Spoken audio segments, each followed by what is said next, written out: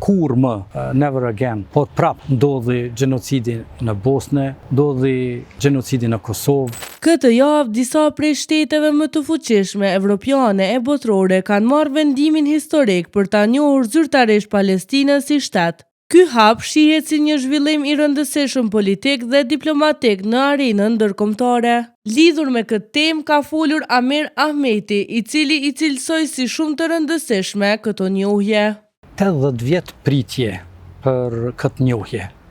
S'duket bota nuk po e merr mësimin vazhdimisht që po e jep historia qysh prej luftës dytë botërore, kur sidomos Perëndimi tha kur më, never again, por prap ndodhi gjenocidi në Bosnë, ndodhi gjenocidi në Kosovë prej okupatorit serb në të dy vendet, ndodhen shumë luftra në përbot dhe u desh prap me ndodhë gjenocidi në Gaza në mënyrë që të zgjohen nga gjumi popujt, kombët e botës që të shohin se çka mundën me ndryshu.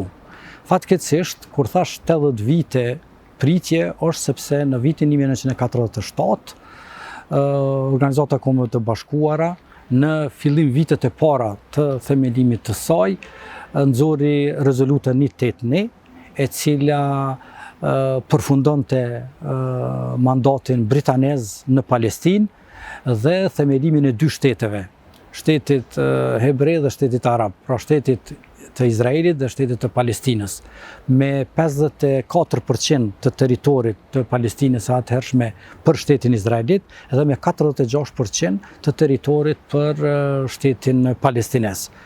Do me thonë, në vitin 1948, kur Izraeli shpalli pavarësinë, të gjitha shtetet e botës, kryesisht këto perëndimore e njoftën Izraelin, ndërsa shtetet perëndimore nuk e njohën Palestinën. Dhe u desh Palestina me prit 80 vite dhe të ndodhen gjithë ato masakra të vazhdueshme nga shteti i Izraelit. Dhe në fund të kemi njohjen e Palestinës nga këto shtete.